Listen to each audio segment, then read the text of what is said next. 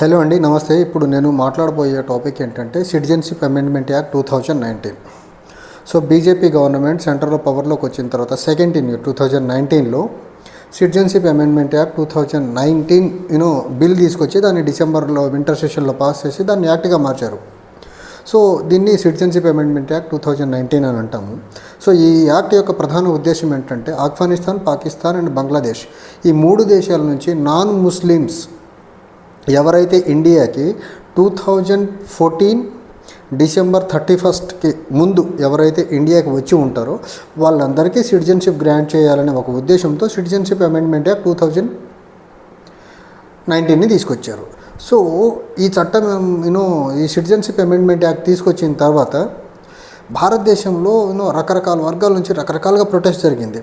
ఈ ప్రొటెస్ట్ని ఏది పట్టించుకోకుండా union government leading by BJP so ఈ చట్టాన్ని సక్సెస్ఫుల్గా పాస్ చేసింది పార్లమెంట్లో పాస్ చేసిన ఇమ్మీడియట్ డేనే అప్పటికి రాష్ట్రపతిగా ఉన్నటువంటి రామ్నాథ్ కోవింద్ దీని మీద అసెంట్ ఇచ్చేశారు. ఈ బిల్ బికేమ్ ఎన్ యాక్ట్ అనమాట. ఈ క్రమంలో భారతదేశానికి వచ్చిన నాన్ ముస్లిమ్స్ అంటే it can be a Hindu, Parsi, Sikh, Buddhist as well as any other religion people other than Muslims ఎవరు వచ్చినా పాకిస్తాన్, ఆఫ్ఘనిస్తాన్, బంగ్లాదేశ్ నుంచి వచ్చిన వాళ్ళకి మాత్రము సిటిజన్షిప్ యాక్ట్ ద్వారా వాళ్ళకు సిటిజన్షిప్ ఇస్తామనేసి ఒక చట్టాన్ని తీసుకొచ్చారు. సో దీనికి భారతదేశంలో వివిధ పార్టీలు తర్వాత ఎన్జిఓలు ప్రొటెస్ట్ చేసినా కానీ బీజేపీ దాన్ని తలొచ్చకుండా బిల్ పాస్ చేసింది.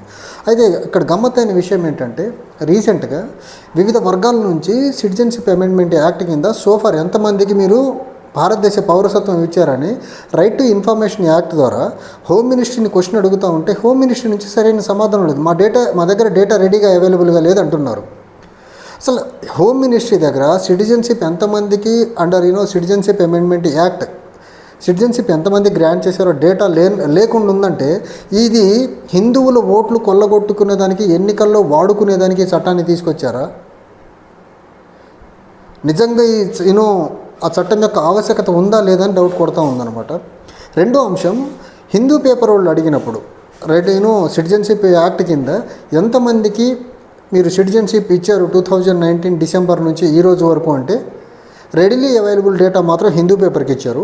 But when it comes to వేరే అప్లికెంట్స్ ఎవరైతే ఆర్టీఐ కింద ఇన్ఫర్మేషన్ అడుగుతున్నారో హోమ్ మినిస్ట్రీ దగ్గర నుంచి వాళ్ళకైతే ఈ రైట్ టు ఇన్ఫర్మేషన్ యాక్ట్ ద్వారా ఇన్ఫర్మేషన్ ఇచ్చే ప్రయత్నం చేయట్లేదు. ఇక్కడ కన్సర్న్ ఏంటి? అప్పుడు citizenship amendment act bill pass చేసి దాన్ని యాక్ట్గా మార్చే క్రమంలో ఇక్కడ BJP intention very clear. Pakistan, Afghanistan and Bangladesh ఈ మూడు ముస్లిమ్స్ మెజారిటీ ఉన్న కంట్రీస్. ఇక్కడ ముస్లిమ్స్ మెజారిటీ ఉన్న కంట్రీస్లో నాన్ ముస్లిమ్స్కి పర్సిక్యూషన్ జరుగుతూ ఉంది, వాళ్ళ మీద అట్రాసిటీస్ జరుగుతున్నాయి. వాళ్ళందరూ భారతదేశానికి వస్తే వాళ్ళకి సిటిజన్షిప్ ఇస్తామని చెప్పారు. సరే, మరి పక్కనే ఉన్నటువంటి వేరే దేశాలు కూడా ఉన్నాయి కదా. నేపాల్ ఉంది, భూటాన్ ఉంది, శ్రీలంక ఉంది, చైనా ఉంది. ఇవన్నీ కూడా ఇండియాకి బోర్డర్ కంట్రీసే కదా. సో ఈ దేశాల నుంచి కూడా నాన్ ముస్లిమ్స్ ఎవరన్నా వస్తే వాళ్ళకు కూడా ఇవ్వాలనేసి తమిళనాడు నుంచి అప్పుడు ముఖ్యమంత్రిగా ఉన్నటువంటి స్టాలిన్ ఈ క్వశ్చన్ రేజ్ చేశారు. అయితే స్టాలిన్ అడిగిన ఈ ప్రశ్నకి బీజేపీ నుంచి సమాధానం లేదు. అండ్ స్టాలిన్ స్పెసిఫిక్గా అడిగింది ఏంటి? శ్రీలంక నుంచి తమిళులు, శ్రీలంక బుద్ధిస్ట్ మెజారిటీ కంట్రీ, అక్కడ తమిళులకి ఇబ్బంది జరుగుతూ ఉంది. తమిళియన్స్ ఎవరైతే తమిళనాడులో వచ్చి ఉంటున్నారో స్థావరాల్లో, రీహాబిలిటేషన్ షెల్టర్స్లో, వాళ్ళకు కూడా సిటిజన్షిప్ గ్రాంట్ చేయండి అంతే. దాన్ని కన్సిడర్ చేయాలి. అంటే బీజేపీ ఇంటెన్షన్ ఇక్కడ వెరీ క్లియర్. శ్రీలంకతో అవసరం లేదు, భూటాన్తో అవసరం లేదు, నేపాల్తో అవసరం లేదు. అక్కడ నుంచి వచ్చిన హిందువులకి ఆర్ నాన్ ముస్లిం ఎవరన్నా సరే వాళ్ళకి సిటిజన్షిప్ ఇచ్చేదానికి బీజేపీకి చిత్తశుద్ధి లేదు. ఓన్లీ పాకిస్తాన్ నుంచి వచ్చిన వాళ్ళకి ఇచ్చామని చెప్తే ముస్లిం నుంచి ఇబ్బంది పడుకుంటూ ఇండియాకి వచ్చిన వాళ్ళకి మేము ఆసరా ఇచ్చామనేసి ఈ అమాయక హిందువుల యొక్క ఓట్లు కొల్లగొట్టే ప్రయత్నంలో భాగంగా ఈ చట్టాన్ని తీసుకొచ్చారు. సరే, తీసుకొచ్చారు, మంచిదే. హ్యూమానిటేరియన్ గ్రౌండ్స్ మీద తీసుకొచ్చి ఉంటే మీరు భారతదేశానికి చుట్టూ ఉన్న అన్ని కంట్రీస్ నుంచి వచ్చిన నాన్ ముస్లిమ్స్ అందరికీ ఇవ్వాలి మీరు. కానీ మీ ఉద్దేశం వేరు. మీకు రాజకీయంగా కొన్ని ఓట్లు కావాలా, కొన్ని రాష్ట్రాల్లో మీరు అధికారంలోకి రావాలా, ఒక వర్గాన్ని మీరు బూచిగా చూపించి ఇంకో వర్గానికి సంబంధించిన ఓట్లు దండుకునే ప్రయత్నంలో భాగంగా తీసుకొచ్చిన చట్టం ఇది. కానీ మరి మీరు ఎంతమందికి సిటిజన్షిప్ యాక్ట్ కింద ఎంతమందికి భారతదేశ పౌరసత్వం ఇచ్చారు మీరంటే మీ దగ్గర సరైన సమాధానం లేదు అంటే అసలు హోమ్ మినిస్ట్రీ నిజంగా చిత్తశుద్ధితో దీన్ని తీసుకొచ్చిందా, రాజకీయ అవసరాల కోసం తీసుకొచ్చిందా అనేది పెద్ద క్వశ్చన్ మార్క్ ఇక్కడ. And right to information act అనే ఒక ఆయుధం ఉంది ప్రజల చేతుల్లో. ఎవరన్నా ఇన్ఫర్మేషన్ అడగచ్చు రైట్ టు ఇన్ఫర్మేషన్ యాక్ట్ కింద, ఆర్టీఐ కమిషనర్స్ దగ్గర నుంచి.